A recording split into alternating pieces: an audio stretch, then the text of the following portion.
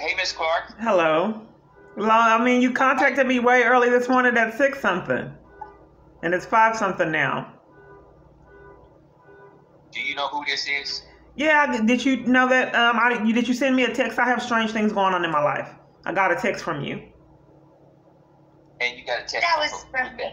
Oh, okay. I got a text from someone at 6 something this morning asking about, okay. Well, never mind then. Oh, well, thank you, Miss Clark, for taking the call. I was talking to Bailey, and she mentioned that you have had some really negative experience with people letting you down, churches letting you down, and I'm very sad that you have had to go through that. Okay. Well, thank you. She mentioned that you were wondering why we were referring, and no, because I've been getting deflected for years. I told her my life was in jeopardy, and I know that you have in-house counseling. Because conspiracy to violate civil rights is a crime, even if whatever is causing people, conspiracy to violate civil rights is a crime. Depriving someone of services that you would give another party, that is criminal. Clark, I want to thank you for that, but let me just correct you, okay? Okay. Our job is to provide the best possible services for you, and based off of what I was hearing, I felt like there was that the issue that was happening. You do have in-house, because I'm pressed for time, sir. You do have in-house counseling that wasn't offered, that I didn't have to pay for, that I thought that the in-house counseling was services were free. And then in addition to that, I told you my life was in jeopardy, and I've been placed on hold for a long time, weeks, with different staff or, members, or I don't know what exactly to call it. So what have you came up with if my life is in jeopardy? So can you tell me how your life is in jeopardy? Yeah, I keep repeating it over and over again for multiple different locations. It's a pattern. So and Miss Clark, I'm not being disrespectful. I just don't understand when you say your life is in jeopardy. Who is it in jeopardy by? Okay, I've been ran off the roads. I'll repeat myself. I have this wealthy abuser that is on the list the government has abused. I have been ran off the road. I have been deprived of services from domestic violence organization. I'm blacklisted from services. I begged for my life at Albach and was drugged out of it and given a criminal trespass out of corruption. That way I wouldn't have access to support at that church because I was a long-time member, off and on. Shamelia and the Bailey, write all those things out because Miss Clark, I need you to move a little slower for me because I'm trying to process. So first of all, I want you to, I am here, Dr. Gairo, and I'm here to support you as best as I can. Okay. And, yes, I definitely want to, we want to be God's hand. Can I explain something to you, sir? For years, people have been deflecting and pretending like they're trying to assist. It's a pattern. And it doesn't take years to give someone assistance that they fear their life is in jeopardy. I've addressed that with another party. I'm sorry, I can't think of her name. So I've learned how these parties work. And the whole thing is to convince others that they ever actually had a intention to assist. So I would like to get to the part to where, because I've been waiting weeks, and I keep repeatedly stating the same thing over and over for people to have this confusion that has lasted years. So what did you come up with? Well, I'll be honest with you, Ms. Clark. I haven't came up with anything because I'm not clear on exactly how your life is in danger, right? You're not okay. I've been ran off the road. Ms. Clark, you have to give me an opportunity to speak, and I need you just kind of again, I'm not your enemy. I'm here to fight you, not trying to fight you. I'm trying to support you. So, where are you living now? I'm sorry, I don't understand what that has to do with anything. Well, if your life is in danger, do you have a secure home? Are you safe? What I'm looking for some legal, because law enforcement, someone that is that doesn't mind being honest with me on the law. My representation has been sabotaged out of corruption. I call all day and talk to counterfeits on my phone, and they will not represent me multiple parties. So I'm looking for that. I'm looking for someone that has a genuine interest in my safety and well-being and not playing games and covering for the crimes that happen to me. I'm looking for authentic people, which I have not found years. Okay. I'm going to ask you a few questions if I can. That'll help me understand maybe, okay? Sure.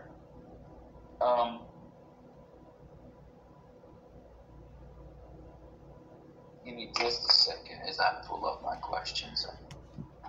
Sorry about that. You are not, that are not your own. I'm sorry? Have you had thoughts that are not your own? Okay, one moment. Zero, not at all. Okay, one moment. Hold on. I just muted him. So this is what happened in the past. Since they're working for the bully, they have to get, I have just told them my life is in jeopardy, and now he's trying to frame me with mental illness. That's how we know that he's on the abuser, whatever's going on. So he's asking me these mental health, because this is a form of abuse, gaslighting. So this church member has called me, deflected, and played games for a long time. Now he's asking me mental health questions. This has been going on years. They have actually detained me begging for my life. It's not a joke. So let me go ahead. That's why I started recording. Okay, sorry about that. Okay, so what was the question again? Okay, so there's 4 options. Okay. 0, not at all. 1, a little bit. 2, okay. Moderately. 3, quite a bit. And 4, extremely. So, okay. So to get help with domestic abuse, I have to answer mental health questions? Because they require that every place I went to get help. They required it at Salvation Army to get help, and some kind of way, after they ask me mental health questions, they only try to set me up and I don't get it. But okay, I didn't know that was a requirement for fleeing to domestic abuse and not getting killed, is to get answer mental health questions. But okay, I'm sorry. Okay. Thank you, Ms. Clark. I appreciate that.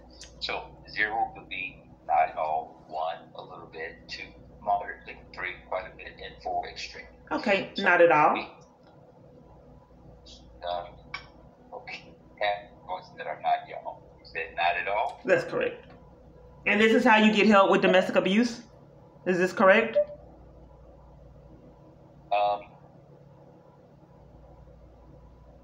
Ms. Clark, we're trying to help you because, number 1, conspiracy to violate civil rights is a crime. If you treat one party different than you treat the other party, and multiple parties conspire to victimize one individual, that is criminal.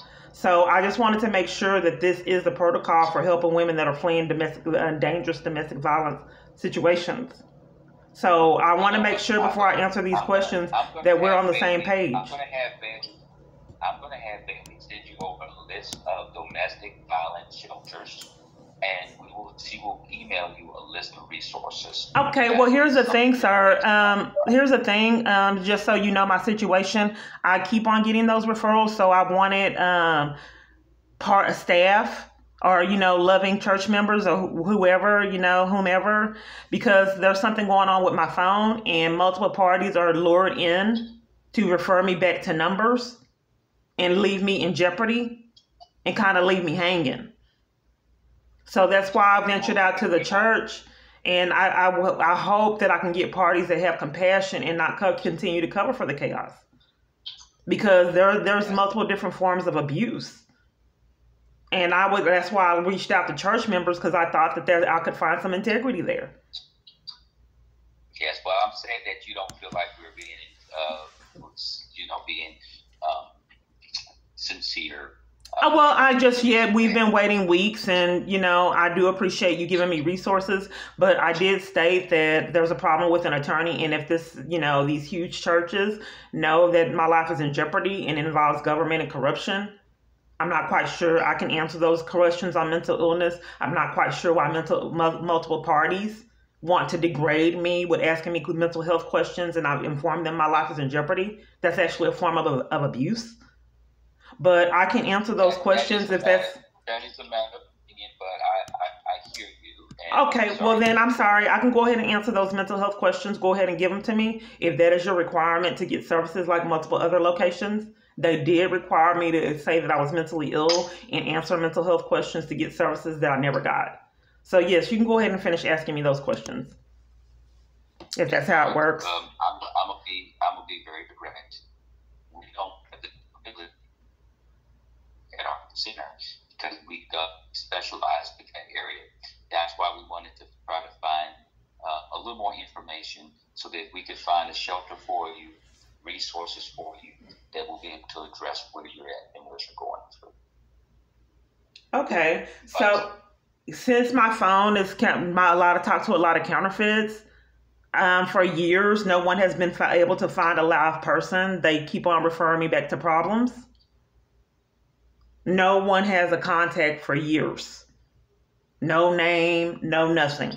They just refer me back to problems to get assistance, and I haven't been able to get it for years. Miss Clark, if I had you to take an assessment, would you be willing to take assessment at a mental health institution? Okay, so are you trying to frame me, sir? If you think I'm trying to frame you, then we don't need to be having this conversation. No, I'm not trying to frame you. I'm trying to provide the best resources for you as possible. And to do that, and dirty on it, that to be able to assess, to have a full assessment. Oh, one moment. I'm at home. I'm just on the call. Hold on. From a holistic perspective. So that would be a psychiatrist. That would be making sure that you're physically well, mentally well, and that you're safe. Well, this is abusive, sir. And I don't know why I think that for you to try to frame me with mental illness for whatever reason that you're doing that, it's abusive for me to beg for my life. And then you put me on hold. And then the best that you can come up with is to deny me solutions. You did say you were going to give me resources, and then you're deflecting and like playing games. And that is a form of emotional abuse. Because you said you were going to give me the resources, and this is a pattern that's been following me years. You said you were going to give the resources, then you wanted to frame me for mental illness. This is emotional roller coaster that I've been on for years because my abuser likes to taunt. Ms. Clark, I'm not assuming that you have a mental illness. I am saying that I want to make sure that we cover all the bases. So no, if you're hearing that I'm saying that you have a mental illness, I don't know. I don't have the right to say that because we don't have anything that proves that. So please don't put that on me because I'm not trying to do that, nor am I doing that. But well, obviously, for some reason, depriving someone of services that you would give another in conspiracy to violate civil rights is a crime. And obviously, for some reason, you're depriving me of services that you would offer other parties. And for whatever reason, and then not only that, you want to insult me with a mental evaluation. That's an insult. So I don't think that I should have any further. I'm very disappointed that I consistently reach out to my people of God. And for whatever reason, that to have these people would disregard my life as well as their own. Because if you allow yourself to be controlled by a government to this level, what the pastor's speaking on is the end, the apocalypse. And from the rate that we're going now, we could be seeing that a lot sooner than a lot of parties think. If this man is consistently is allowed to abuse power to this degree, and he's not mentally stable, and the Lord knows what else he's done, and I go from church to church to church, and no integrity seems to be found anywhere to intervene and intercept these people from the crimes and chaos they keep committing. So what's to say if he's controlling the government like this, and he just decides I'm not going to jail, and I have the power to abuse? You know, these are some really extreme statements, but if no one is willing to have integrity and do anything, and all they want to consistently do is keep conspiring to chaos, and the government's enforcing it, and to cover for it, they keep enticing. You know what? I tried to get on a meeting yesterday. I can't get into domestic violence support group meetings, and I tried to get on the narcissistic meeting I can attend. She wouldn't let me in. I started to record it because I'm sure that people would not believe that he can even control groups I attend online. I've already stated that. Miss Clark, it hurts my heart that you're going through what you're going through. Sure, sir. If it hurt your heart, you would do something about it, and you wouldn't try to be condescending and abusive and recommend mental health treatment for me in a domestic violence crisis. And then you wouldn't have been playing games and having me on hold, placing me on hold, and you knew my life was in jeopardy. So what are the resources that you have to give me? Well, I'm going to pray for you, and I'm going to pray that God sends you to the right resources. I'll have Bailey send you some emails, and but at this point in time, I believe that is all we can offer, and I'm very sorry about that. So we want to wish you the best evening, and we wish the very best for you. Okay? Okay, you too. So I'm hanging up. So it's disappointing. So you have to go try to see people and try to keep your composure, being in an environment where these people are allowing you to be in jeopardy and disregarding your life. But here's the thing, I keep moving churches because I keep doing it everywhere. And the tears, the terror and the pain for going through this, and you can't even find it from the people of God. I repeatedly kept saying before COVID, this is dangerous. They actually think that they're going to give me a criminal trespass everywhere on the planet, and they were doing it. They were successful. 3 or 4 times a day, I would try to venture out on the bus and go to different places, and they were ready for me there. Then I tried grocery stores. They were ready with schemes there.